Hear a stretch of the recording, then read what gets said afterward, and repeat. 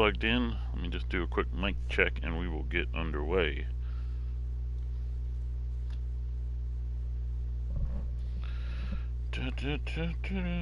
Oh shoot.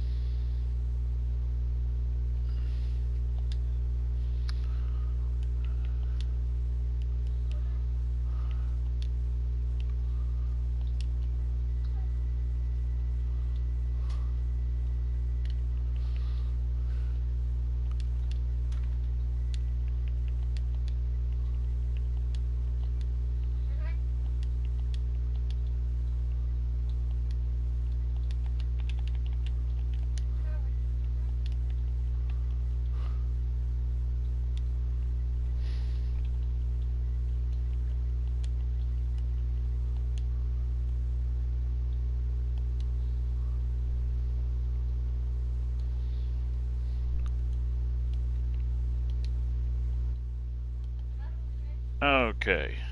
Let me just wait for the screen to show back up. There we go. Okay. We're good, and welcome to the San Diego Crusaders Coach Show. Let me turn that volume down, because now I know that we have sound. First off, before I start taking questions, I just got the schedule, and I lost it.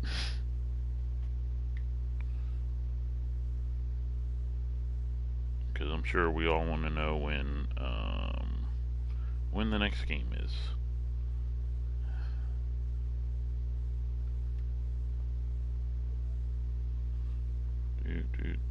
Bear with me. There we go. And that's not showing me. There it is. Alright.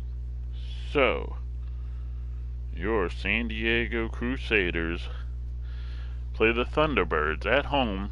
Hey, Mitchy boy. So we play this Monday at 6 o'clock at home versus the Thunderbirds. That's 3 p.m. Pacific time, 6 p.m. Eastern. Yeah. You got it. Yeah, I just saw the schedule. Hoping they put out the master schedule for the rest of the season here soon. Or maybe they have, I just haven't seen it yet. I don't know. But, yeah, let's get to the questions.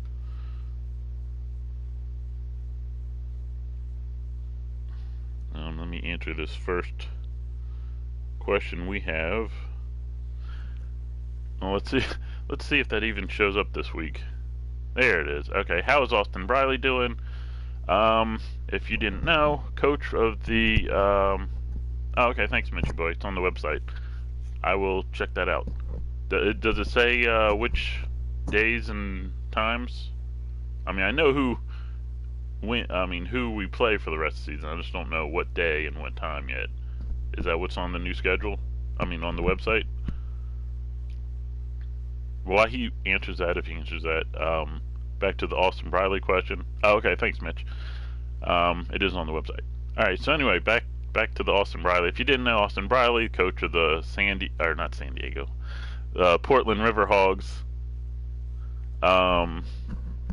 came down with COVID-19. I believe it was Sunday. He announced he was COVID-free. So, congratulations, I guess. I don't know. It's kind of, I guess, congratulations is the word to use. But we're happy for him. Good to hopefully he'll be back on the sideline soon. Yeah, so good news there. Now let's get to other questions that we have or we get in the chat.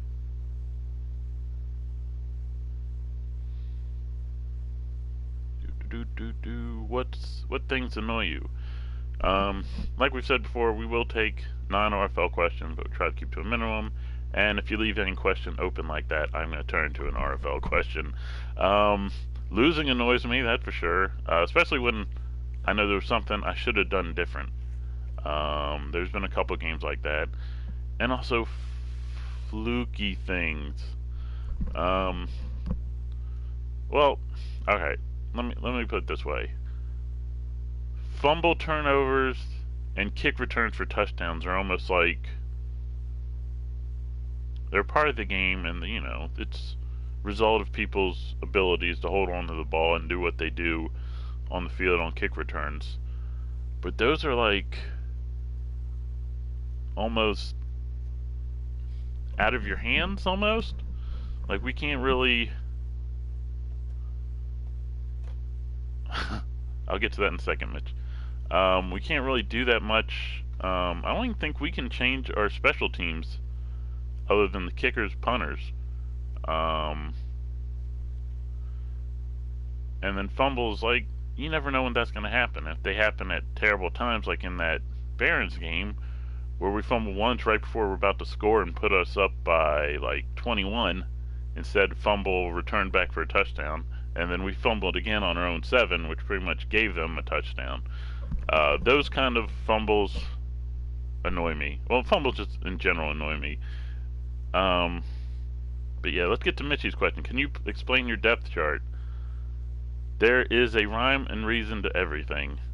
I mean, that's kind of not a loaded question, but I mean, the depth chart's kind of big. I mean, what position?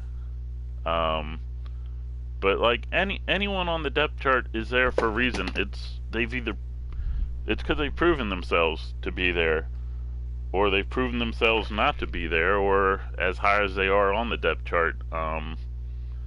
Though, the defense. Okay, I'll get to that in a minute. Actually, I was about to mention something about defense. When I came in, the secondary situation was ridiculous. I had Beck at strong safety, and then I had a ridiculous amount of free safeties and cornerbacks. So from there, I had to figure out who was the best out of all those guys. I ignored that Ashmore was an all-star the year before. After Sanchez Clay's issues the last 2 games, I'm switching those guys up. Ashmore is back to a more prominent role on the defense. Clay's been pushed down the depth chart. But one of my biggest problems, like I said, I like people on the depth chart because they've proven themselves. And part of that, you have to look at stats to do that. What drives me nuts is Madden has the catch allowed stat. The problem is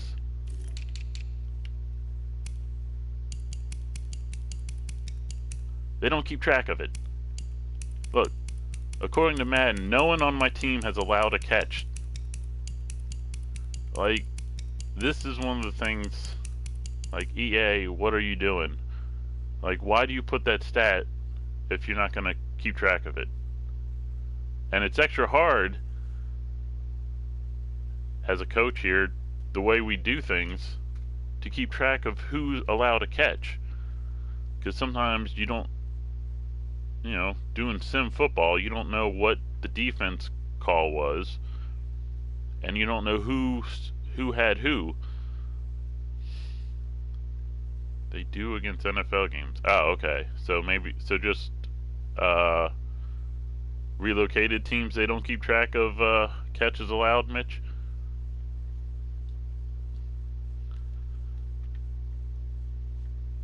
But yeah. It's because we are watching it. Well, even still, like, you have the stats up there. You have a statistic. Keep track of the statistic. It shouldn't matter what situation, how we're playing the game, watching the game. It's ridiculous. Like, if we were playing the game, I would know better who's allowing catches. It's the sim league is where I need this stat the most, and that's a huge problem. And should be after the show I should send that complaint to EA. Mitch Boy says, like, if you look at the Hawks, we got a bunch.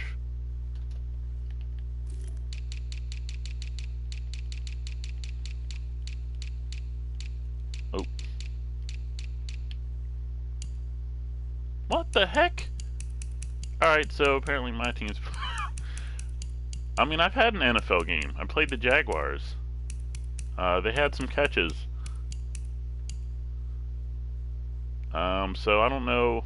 Let's see what other teams, what their situation is. Steamers, no catches allowed. Oh, wait. What in the world?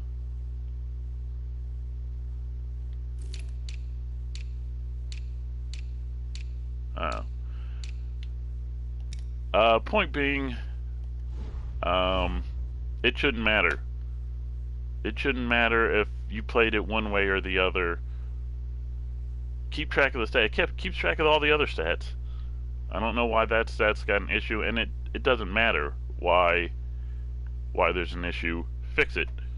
Like, these games cost $60 for the base, and then if you want any of the special stuff, you're paying like almost $100 sometimes.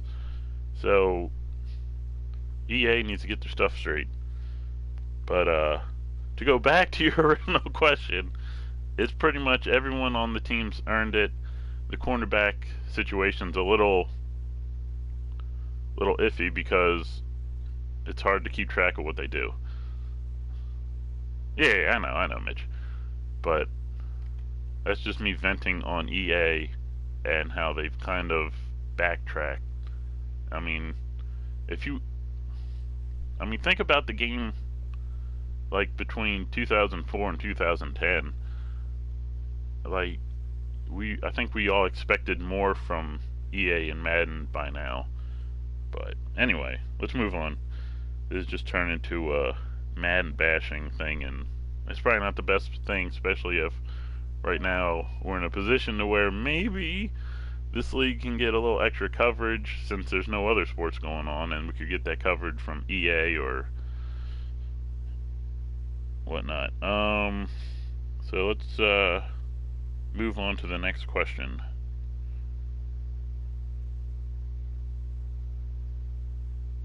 Boop, boop, boop. How are you trying to get more San Diego Crusaders fans?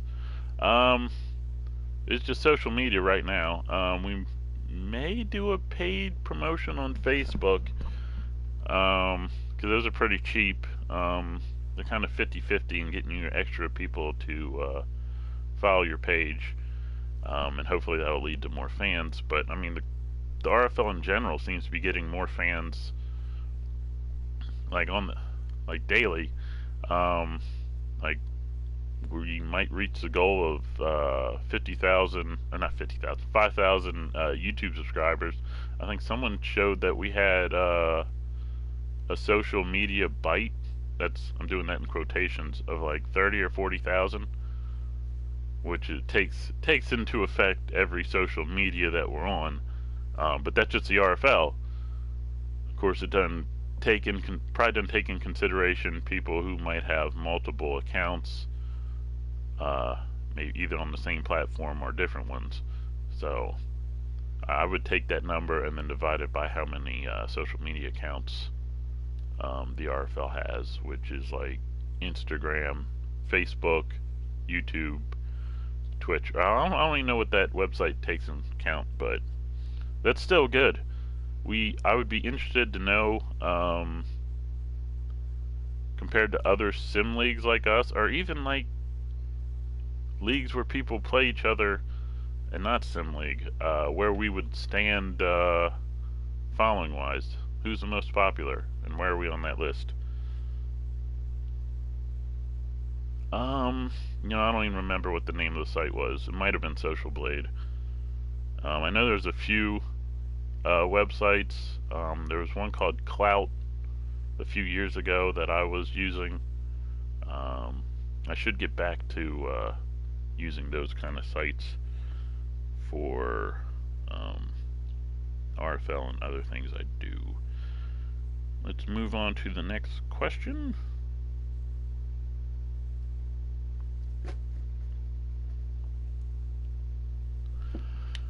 What is advice for a new coach? You know what I would do? Like, if I rewind and did it again, I think one of the first things I would do would be watch the All-Star game from the year before and maybe 2 years before, see who on your team is All-Star quality. Because you look at, hold on, you look at Keenan Ashmore. He's only a 77 overall cornerback, but he was one of the starters for the All-Star game or the Pro Bowl. Um, and like I watched the Pro Bowl from last year after I set my depth chart, and other than Ashmore, I was accurate, but I didn't have I didn't see what Ashmore had done. So yeah, just try to find the stats from the previous year, watch the Pro Bowl from the previous year, get a good idea what your team, what you have on your roster, and then go from there. Hold on a second.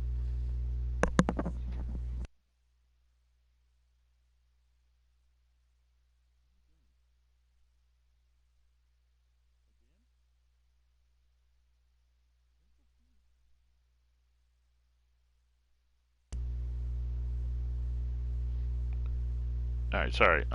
Yeah, let's move on to the next question. If anyone has one in the chat, I really should get these ready so we don't have all this dead air. Next question's coming.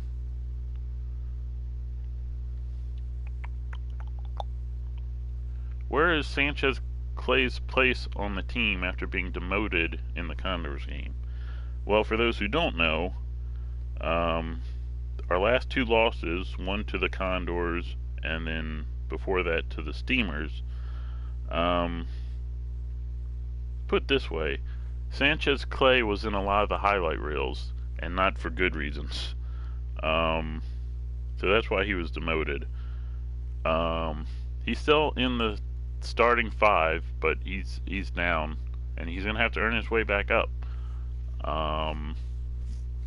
Yeah, and it's gonna be hard for him too, because definitely the top two guys are probably gonna be there for the rest of the season unless they start looking like fools.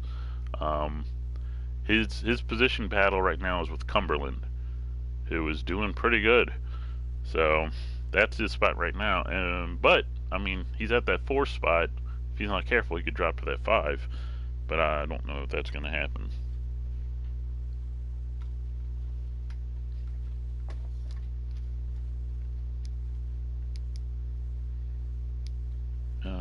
Next question. Shows up anytime. There it is. What is a mistake you feel you made? I'm guessing this season. I'm gonna go back to the cornerback position. One thing Keenan Ashmore does pretty good, probably why he got into the All-Star game. He had like 6 picks last year. Putting Clay in there for him instead of Ashmore was kind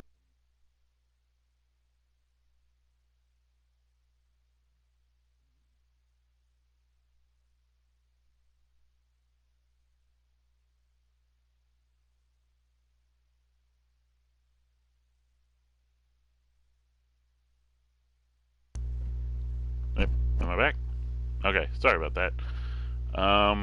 Yeah, so like, I'm really kicking myself of treating Clay as the next big thing over Ashmore, who had proven himself the year before.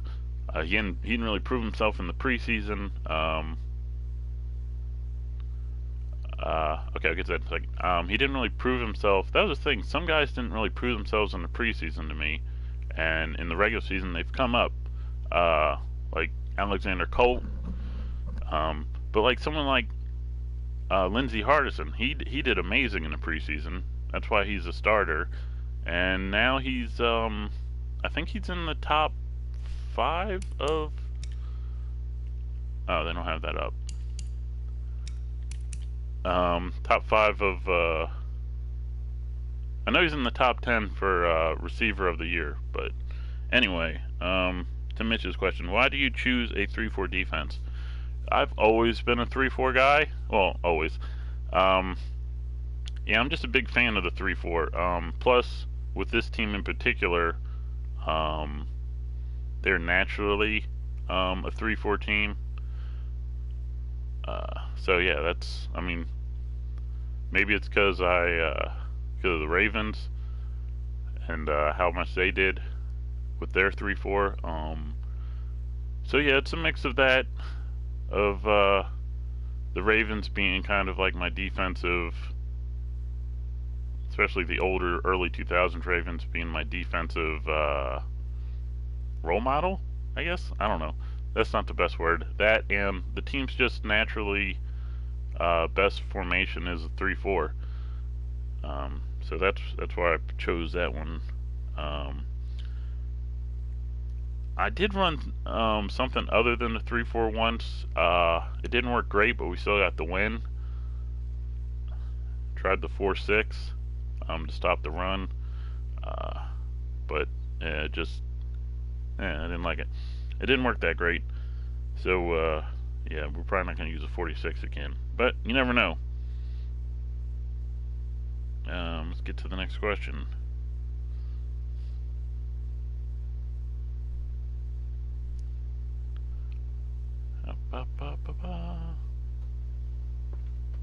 There it is. How is Alan James doing compared to the other kickers in the league? Well, one way to find out. Player stats. Go to the NFC. Oh, this is going to be compared to other kickers in the conference. Alright, so field goals made. Field goals made is kind of an iffy stat because you can only make as many as you get opportunities. I think field goal percentage is the stat that's most important.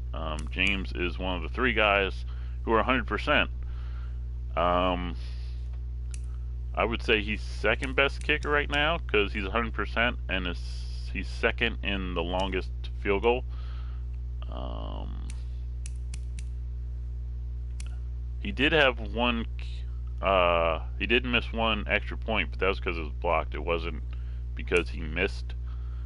Yeah, there's that right there. And I believe he's in the running for a kicker, NFC Kicker of the Year. So he's doing pretty darn good.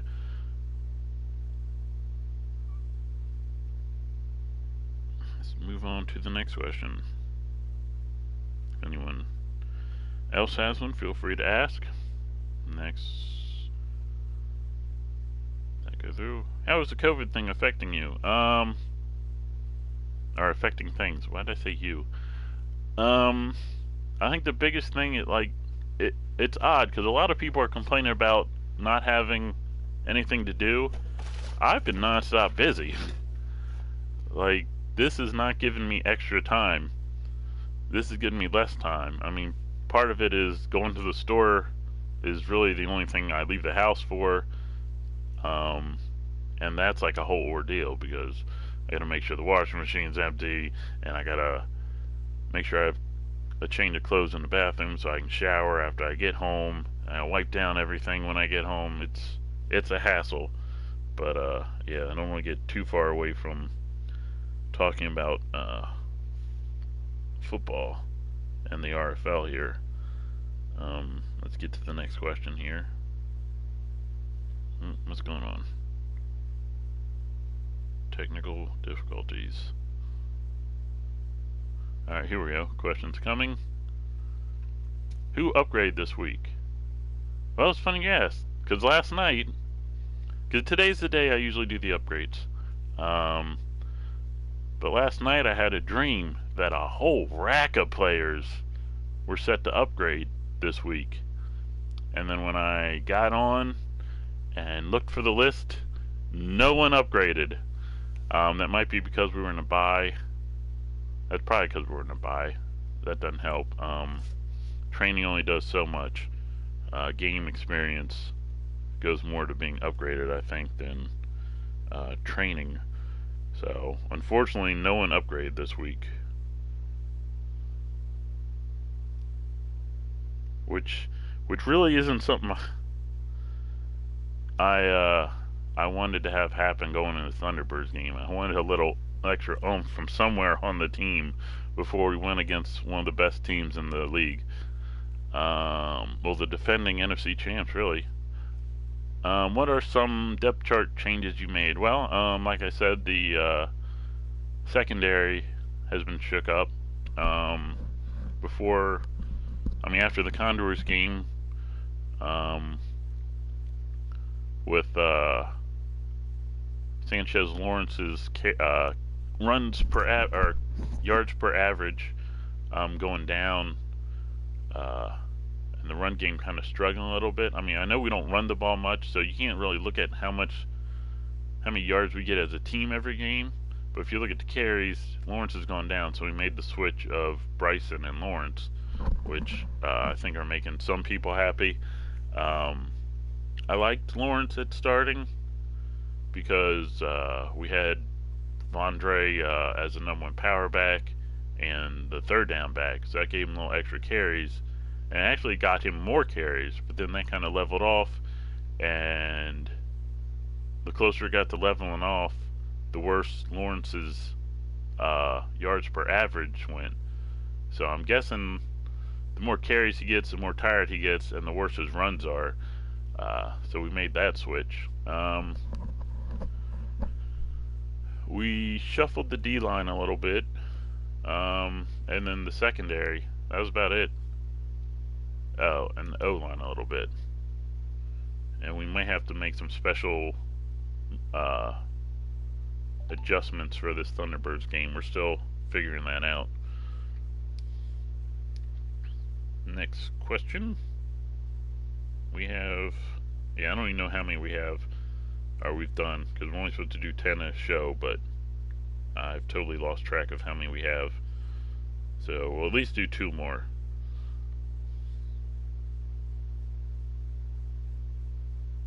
No, that was a question we just asked.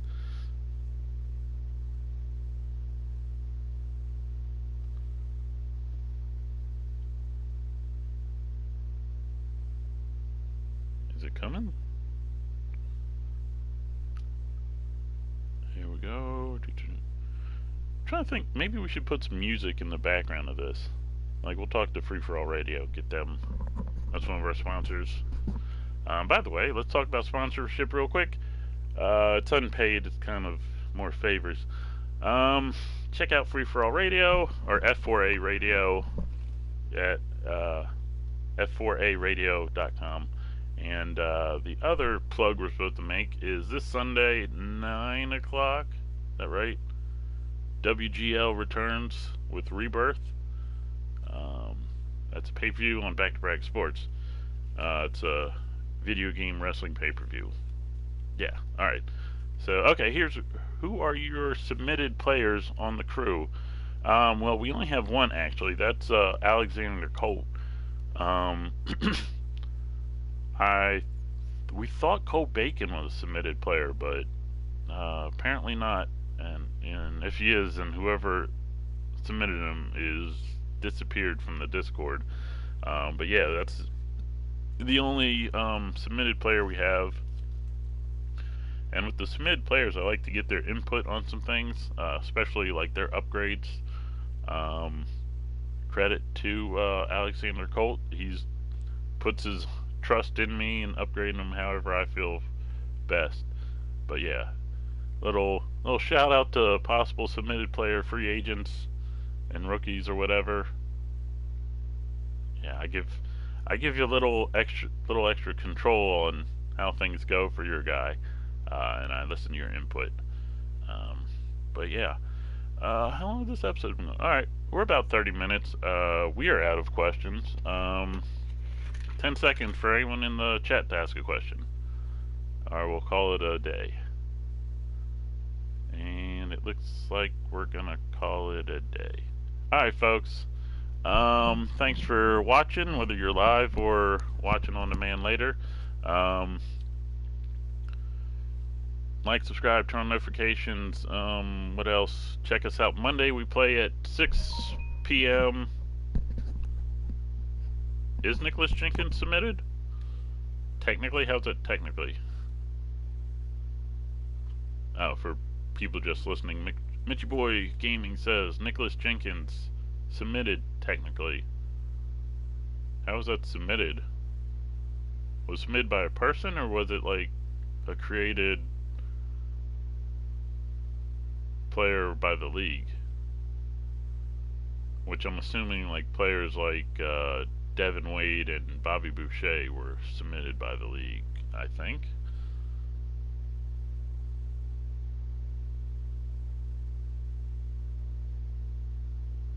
I don't know. He's a user submitted guy. Is oh okay. Well, that guy's kind of MIA for me because he's not in my. Oh, Mitchy Boy says he's a user submitted guy. Yeah, he's not in my locker room, our Discord locker room, or I haven't seen him anywhere. I could uh, give him a little search, but yeah, I don't know if he's really followed along. Well, I know at least Alexander Colt is the only submitted player where the guy who submitted him is still involved in the league, other than maybe just watching. So, Nicholas Jenkins, if you're out there, or whoever submitted him, oh, hit me up. Get in the Discord. Get involved in your team. Yeah, I imagine that happens a lot. You submit, and then you don't really want to get involved other than just watching. And I mean, even like some fantasy league players, they just want to do the fantasy draft and then they don't follow up after that. Uh, so yeah, but if you are the kind of guy who likes to follow up on your player and be involved and whatnot, Crusaders are a good place. Because like I said, we like getting your input on your player and even on the team if you think you have a good idea. But yeah, any more questions? We can ramble on till the 35-minute mark. Or we could go all day if we have questions. But all right, we're good. We're gonna call it a day. Have a good one, Mitchy Boy. Thanks for watching. Anyone who is live now or in the chat or is watching on demand later, the replay, as some people say. We will catch you Monday for our game on the RFL YouTube channel. Tomorrow at 8, probably. It might be a little later. Is the RFL podcast. And you can get more information on the league, how to sign up, and just what's going on in the league. I'm the coach of the San Diego Crusaders, Coach Bacigaluppi. We'll see you next time. Thanks for joining us. Peace.